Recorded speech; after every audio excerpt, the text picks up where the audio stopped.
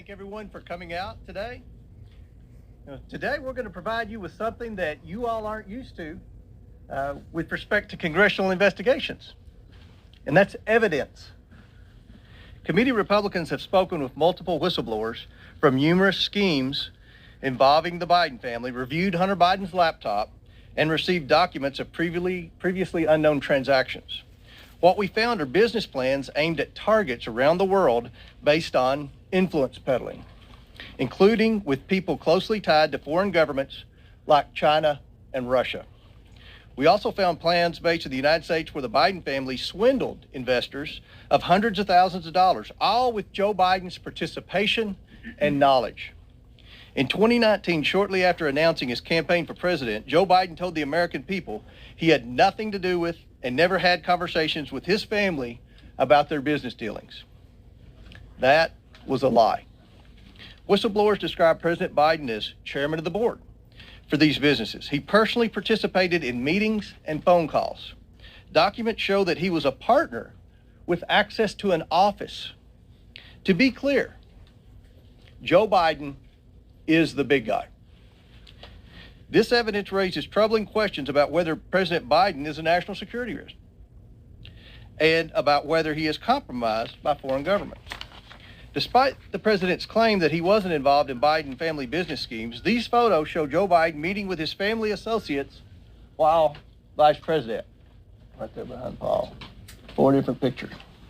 Committee Republicans have identified over 50 countries the Biden family sought businesses in. On the international side of the Biden family business, the deals were often led by Hunter Biden. And that map there behind Clay shows all the countries where the Bidens had a footprint in international business dealings. The investigation reveals a family that engaged with some of America's most powerful adversaries, planning to sell one of the largest sources of cobalt for electric vehicles in the world to the Chinese, for example. The Bidens flourished and became millionaires by simply offering access to the family. Among the dozens of shell companies the Bidens set up, there were millions of dollars of wire transfers, flights on Air Force Two to conduct personal business, and meetings with heads of state, all while Joe Biden was aware of what was happening. All the while, he turned a blind eye. Many transactions related to these businesses have raised red flags at U.S. banks.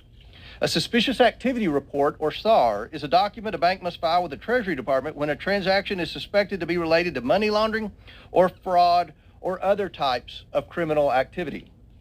According to media reports, the Biden family accumulated over 150 SARs.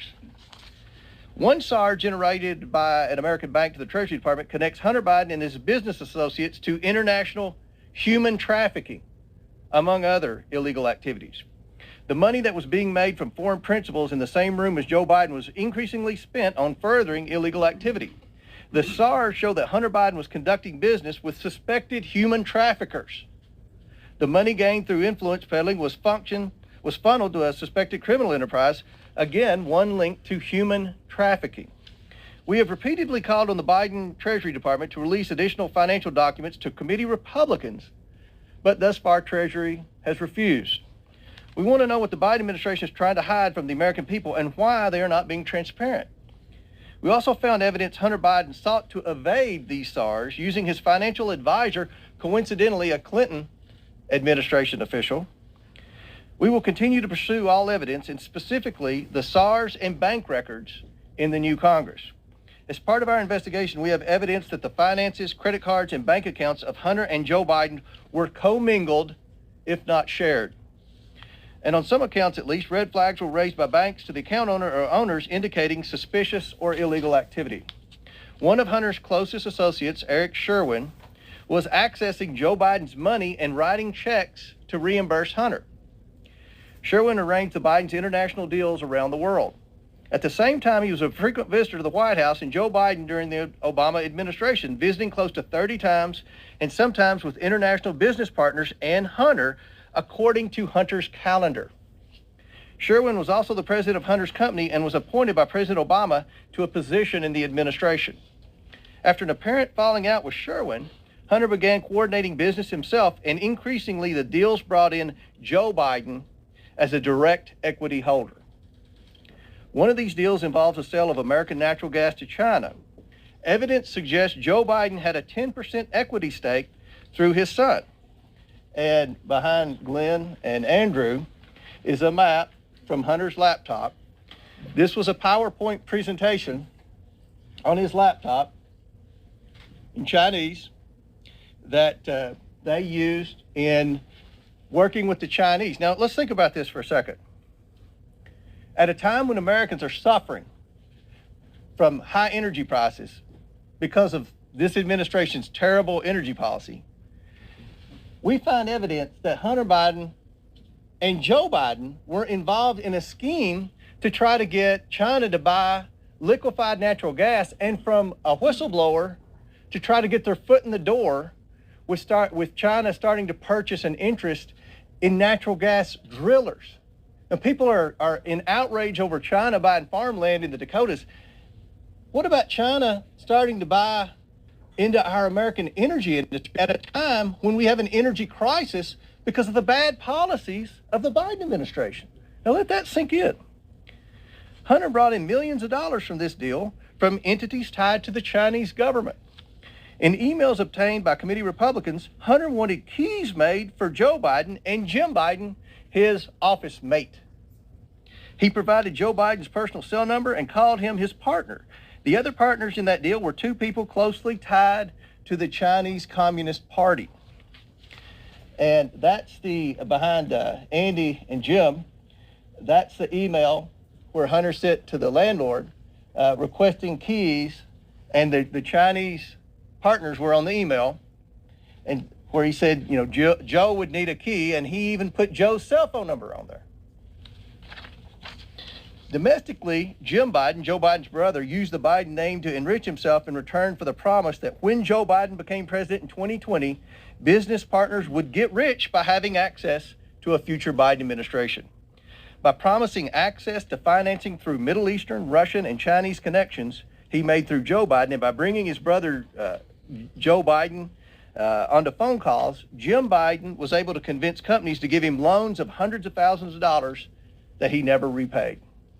The Biden administration has answered none of our requests for information regarding the Biden family or the financial transactions they engaged in. Instead, the Biden administration has spent over $250,000 to staff to, quote, deflect Hunter stories. Protecting the president's son who has committed crimes with Americans' tax dollars is a waste. The domestic and international scheme that promised access to wealth in a future Biden administration constitute fraud. And the president's participation in enriching his family is, in a word, abuse of the highest order.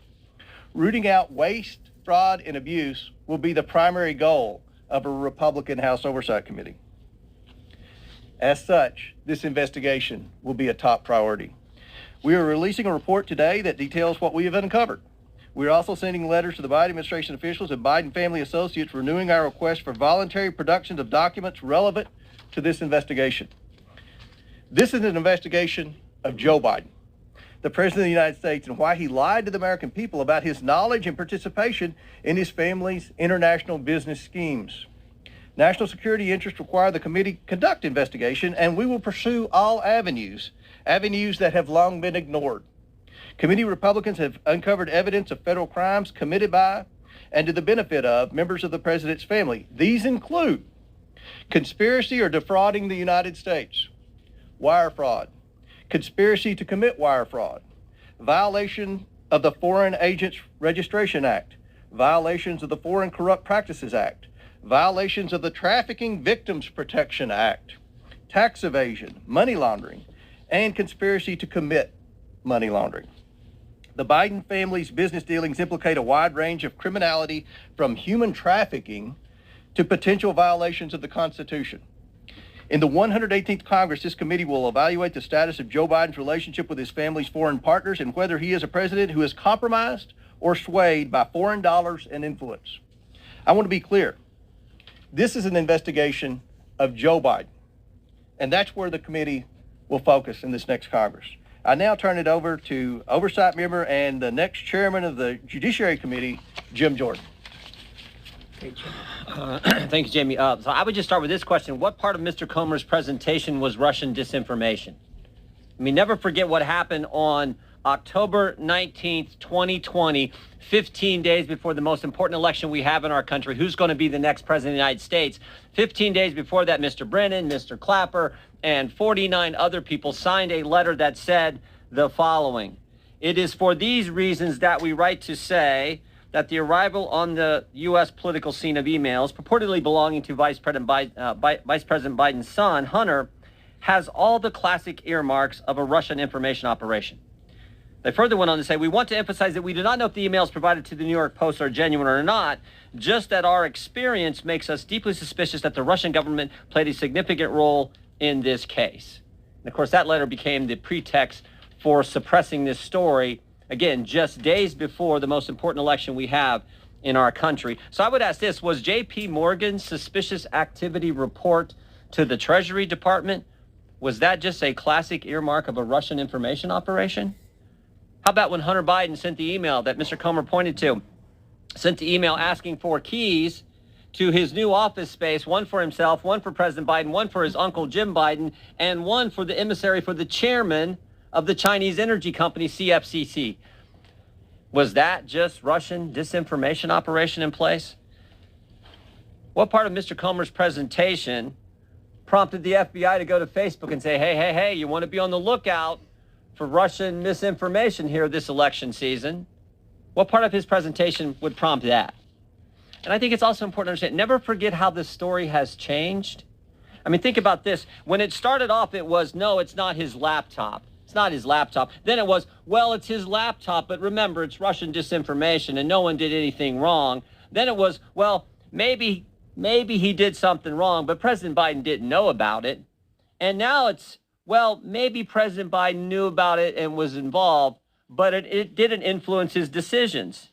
In fact, yesterday, there was a story in Politico which said that. The story in Politico yesterday, investigating the investigators, dim strategists to launch counterpunch to House GOP. Story in Politico yesterday, here's what it said in there. Quote, no evidence has publicly emerged that Joe Biden's decisions were affected by his son's business dealings.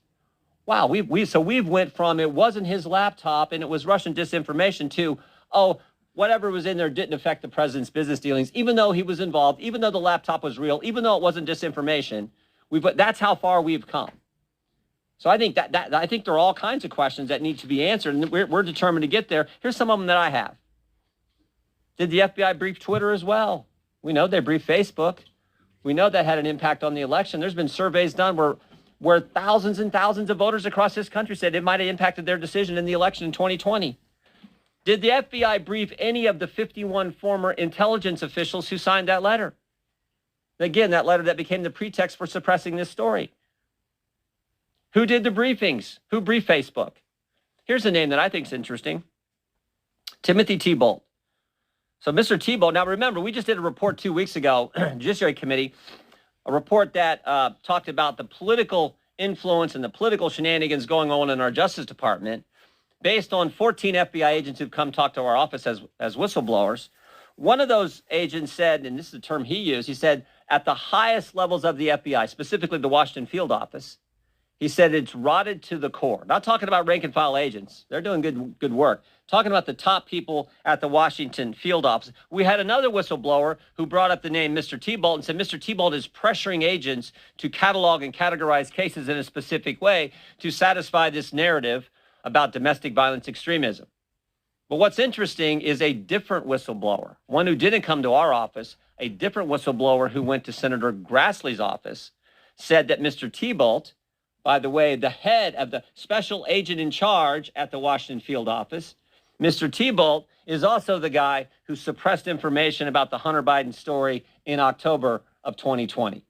I'd like to talk to Mr. Thibault. In fact, we've asked to talk to Mr. Thibault, even though he said publicly, I welcome a chance to answer questions. He's refused to come in and talk to us. That's someone we need to talk to. Why has the Biden administration suddenly changed their position on suspicious activity reports? Used to be, Mr. Comer wanted to see him. Any member of Congress, any chairman wanted to see him, any ranking member wanted to see him, any member of Congress, any committee, you got a chance to see him. Suddenly, no, we can't see him. I think Mr. Comer and our team at the Oversight Committee would kind of like to see the other 148. They've seen two. They'd like to see the other 148. So We're committed to getting to the truth, the facts. We think that's what the American people are entitled to. We're gonna try to help Representative Comer and the team here at Oversight with our work on judiciary, but with a specific focus on what the FBI was doing. We know these 51 former intel officials, they got security clearance. How often are they talking to the FBI? Are they talking to the FBI? Who's doing the talking? Who's doing the briefing? Were they briefed? There's so many questions that need answered so we can get to the bottom of this. And the final thing I would say is this. A colleague of mine said this in a committee hearing a few weeks ago, Mr. Gates. He said, when is the FBI going to quit interfering with elections? 2016, they spied on President Trump's campaign. 2018, it was the Mueller investigation. 2020, they suppressed information about the Hunter Biden story. 2022, they raided the president's home 91 days before an election. Maybe it'd be nice if the FBI and the Justice Department just stayed out of it and let we the people decide who we think should represent us, who we think should lead us. That's supposed to be how America works. So this is the focus on the Judiciary Committee, the political nature at the Justice Department, and the linkage now to what was happening with the Hunter Biden story. Again, just 15 days before we have a presidential election. We'll be happy to answer questions. Anyone on the committee will be happy to answer questions if you. Yes, sir. Are you also putting the FBI on notice for not bringing, and the Department of Justice on notice for not bringing any charges? And let me be very clear. Jim said this, but Jim's going to answer that question. The Oversight Committee, we are focused on the bank records moving forward. The Judiciary Committee is going to be focused on that, and Jim's going to answer that question. No, we're not putting anybody on notice. We just want to get the truth. I mean, that's why we issued a 1,000-page report 2 weeks ago that talked about. So I've been in Congress a few years now. I've never seen anything like it. 14 agents come talk to us while we're in the minority about how political that place has become. Talking about the purging going. These are terms they use, not we. Purging going on, purging of agents, the pressure to categorize cases in a political fashion. The putting the threat tag label on moms and dads who show up at school board meetings. We know of over 24 parents who were investigated, no one charged. But think of the chilling impact that has. You show up at some parent's home, you talk to them because she's in the group Moms for Liberty, as an example. You talk to them. Think of the chilling impact that has on other parents. So that's what we're interested in getting to the bottom of. And the only way you can hold people accountable and hopefully stop the behavior is to present it to the country. That's what we got to do. So we're committed to doing it in an aggressive fashion, but in a way that's consistent with the Constitution. Thank you. We know that the Department of Justice and FBI has been investigating Hunter Biden since 2018. How do you know that these claims that you are laying out in your remarks today and some of the examples that you have up here aren't claims that have already been fully investigated by those federal prosecutors? Maybe they have. We don't know. And can I follow up with the map that you were referring to? When was that PowerPoint from? That PowerPoint was from what year? Do we know exactly? I think it's in your packet, but 2017. So my follow-up there is, if this is from 2017, what is the connection to, the current energy crisis now? If that was years ago. Are you real? I mean, Joe Biden says he's going to stand up to China. Joe Biden says he's going to rewrite our whole energy policy, America first. And he was a 10% equity owner in a company whose sole mission was to purchase liquefied natural gas from the United States and try to take over the natural gas industry in America through natural gas wholesalers and natural gas drillers. I mean, I don't think Joe Biden's been honest to the American people about that. And I think that's a question you all need to ask at the next White House press conference. We didn't know about your involvement in a Chinese energy company. Does that in any way, shape, or form impact your energy policy? And that's something that I think every American deserves answers to, especially at a time when we're faced with record high energy prices because of Biden's energy policy. Yes. Will your committee call Hunter Biden or anybody in the Biden family to testify in an investigation, Secretary? Or yeah, we would love to talk to people in the Biden family, specifically Hunter and Jim Biden. I think the most important thing for us right now is to get those bank records. I mean, we have 2 suspicious activity reports in hand now, not because of the Biden family and certainly not because of Janet Yellen at Treasury. These suspicious activity reports are very detailed. And these aren't from little banks like in my part of Kentucky. These are, Wells Fargo, J.P. Morgan. So these suspicious activity reports, and I don't think from day one, a lot of people in the media understand what a suspicious activity report is. Just so you know, suspicious activity reports were created after September the 11th as a way for the government to be able to track foreign transactions into American terror cells. Over time, it's expanded to include things like money laundering and other types of criminal activity. Because when in September 11th, remember, the banks knew that these terrorists were getting wire transfers from Saudi Arabia, but the FBI and the federal authorities didn't. So that was how these were created. Under President Bush, under President Obama, and under President Trump, any committee in Congress could have access to those suspicious activity reports. But when Joe Biden became president, he changed the rules. Now, does anyone here doubt my suspicion that he changed the rules because his son and possibly himself had 150 suspicious activity reports? Are we the only ones that find that odd that Joe Biden would change the rules when he became president? In fact, Maxine Waters had legislation to change the rules back. She didn't know why he changed the rules. And she had a bill, and part of the language in the bill was to override that rule and give Congress the access to those suspicious activity reports again. I actually voted for Maxine Waters' bill because that was in there, and I don't vote for a lot of Maxine Waters bills. So, yes. Thanks, Congressman, for doing this. A question for both of you. I'm wondering if you might be able to confirm that your committees will be investigating Speaker Pelosi and the Department of Justice for their treatment of defendants jailed in connection with January 6th, a promise that potentially Speaker McCarthy made to the House Freedom Caucus earlier this week. He's the Department of Justice guy. We're focused on, you saw our report, well, maybe didn't. I hope if you didn't, you take time to read it. We're focused on how political our Justice Department has become. It's not a question of if they are political, if they are. They're making decisions on a political basis. We're going to look at all that. See, and the treatment of we're looking at January 6th defendants. We're looking at umbrella of political operations at the Justice Department, all the way back to the very first whistleblower came to us over a year ago. About a year ago, I should say, regarding the school boards issue. So we're concerned about anything that is being done in a political fashion at the Justice Department. Because remember, you got to step back. It's supposed to be in this great country, the greatest country ever, it's supposed to be equal treatment under the law. And when you have a Justice Department that's not following that fundamental principle I think that sets our country apart from all others, that is a major problem. The January 6th insurrectionists have been wrongly imprisoned? I didn't say anything. All I said is we're going to look at the politics at the Justice Department based on the fact that we have had 14 different, actually more than 14 now, whistleblowers come talk to us. That's what we're going to focus on. My last question is just what are the grounds to investigate? If we can keep it about Hunter Biden, this is kind of a big deal, we think. If we can keep it about Hunter Biden, that would be great. Some Republicans. I just wanted to piggyback, because she said it's for January 6th. Just what you plan to do with the January 6th investigation? It seems like you guys. I think that's a question. I think that's a question for Kevin McCarthy. That we're focused on a lot of investigations now. I've been very transparent with the media on it. That wasn't one of them, but yes. Okay, so can you kind of preview how this is going to play out? So it sounds like your focus initially is going to be on these suspicious activity reports, which you endeavor to receive somehow. Is that going to be through potentially subpoenaing a bank? And then once you receive those, are you expecting a smoking gun from that, or is that going to lead to more avenues? And then finally, what deliverable are you expecting? Another report?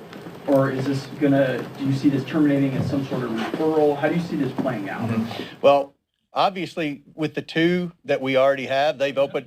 How did you get those? Well, we can't reveal our sources, but the two are on the internet, so you can dig and find them. They're out there, but we verified they're 100% factual. And I'm not questioning that, right. But if you got that from an individual, why would that individual have two? That's a great question. I'm glad you asked that question. Because, again, I don't think a lot of people in the media and in Congress, for that matter, understand a suspicious activity report. Byron Donald does. He's a financial expert. I've had the honor of being on a bank board. When you get a suspicious activity report, it flags every account that's had a transaction within a certain time period. Am I right, Byron? So the suspicious activity report that we have shows where Hunter Biden purchased whatever with an escort service. The escort service then paid the prostitute. Then the bank implies that the escort service is under suspicion for human trafficking. We see where the escort service is from, the prostitute's from. She's not from the United States. Again, I don't want this to be about the prostitute. Here's the thing: Hunter Biden isn't this innocent guy that just got a bad rap because he had a drug problem, and the Republicans don't need to waste any time on Hunter Biden. We're not trying to prove Hunter Biden is a bad actor. He is. If anybody wants to disagree with that, then there's nothing we have to talk about. Our investigation is about Joe Biden. And we already have evidence that would point that Joe Biden was involved with Hunter Biden on his deal. So we want the bank records, and that's our focus. We're trying to stay focused on, was Joe Biden directly involved with Hunter Biden's business deals, and is he compromised? That's our investigation. And so if you found that through the reports, what would be your deliverable? Another report, or would you refer those charges, or do you foresee this resulting in some sort of impeachment? We will issue a report. We will hand over any potential criminal activity to the appropriate authorities, and that's what we do. We investigate. No, we're a legislative body, so the liberals, we may need to change the disclosure laws. We may need to look at this investigation started because of the concern with big tech, FBI talking to big tech suppressing, throttling back information that we, the people, should have had access to when we're getting ready to make the most important decision we make as a country on who's going to lead us. That's where this starts. So do we need to change Section 230? It's all about the legislative purposes. Supreme Court's been clear. That's where we got to focus. And I would just argue fundamentally it's about the First Amendment, the idea that they were suppressing critical information that the country should have had access to. And they did it literally 15 days before. And you tell me what in the report that Mr. Comer and the team has put together is Russian disinformation. That was all BS, and everyone knows it was BS, and frankly, should have known it at the time, and I think did know it at the time, but did it anyway. So that's the legislative purpose that we got to get to. So, but we don't know where that's going to go. That's what we're trying to do. Mr. Comer.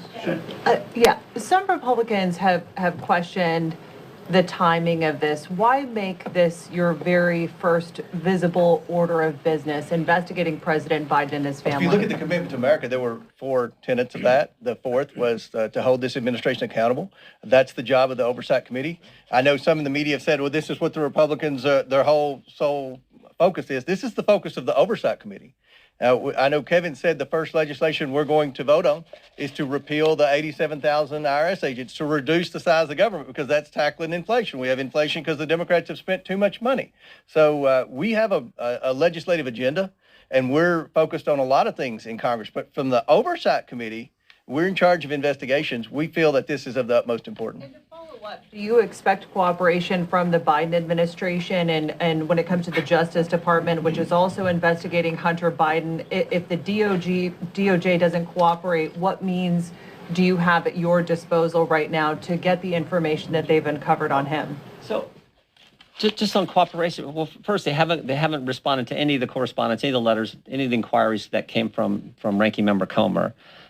Second, they changed the suspicious activity report process and protocol.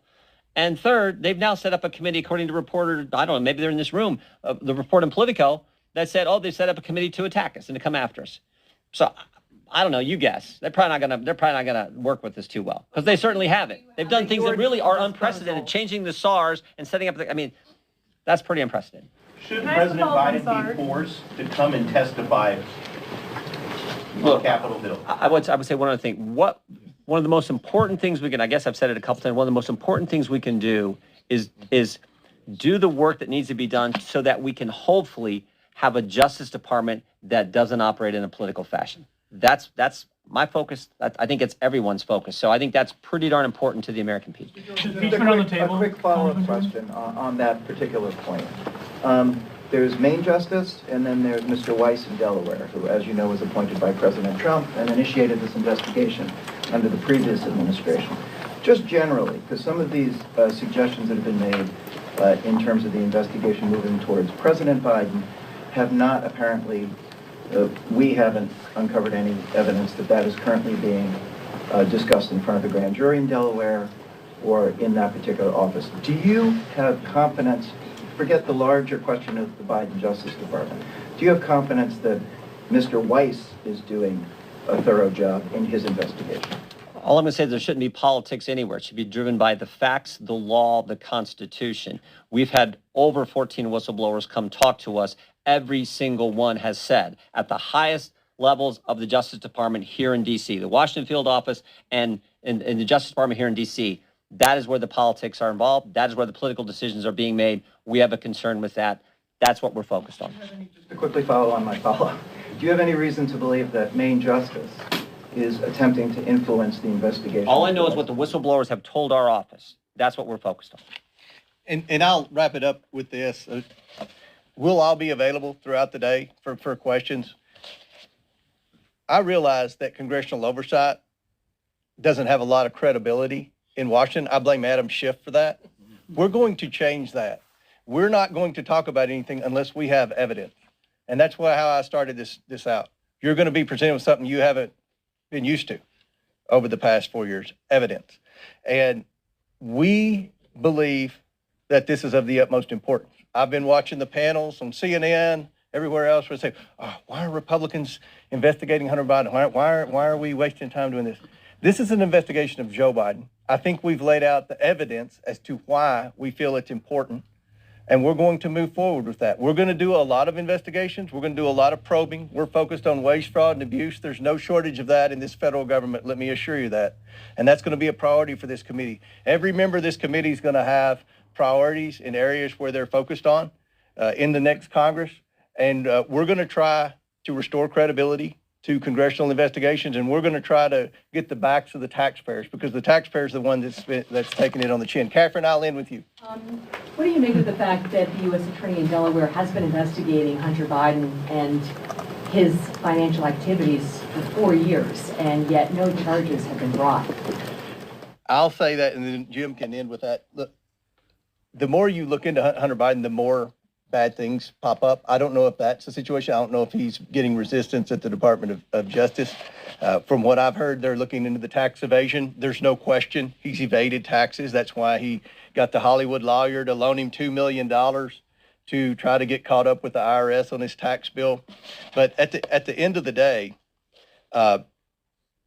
we're focused on some things that I think every American needs answers to. And one thing that I've learned from talking to a lot of you off the scene here is that I don't think a lot of people realize the evidence that's already out there pertaining to Hunter Biden. And I don't think anybody realized that Joe Biden is in fact involved in a lot of these. He was in fact involved in a lot of these. So the goal from this press conference is to show you, number one, this is an investigation of Joe Biden.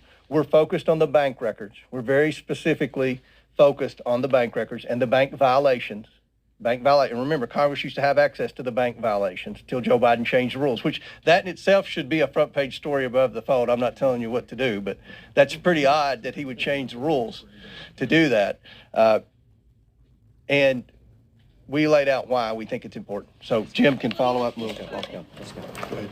I'm good. All right, thank you.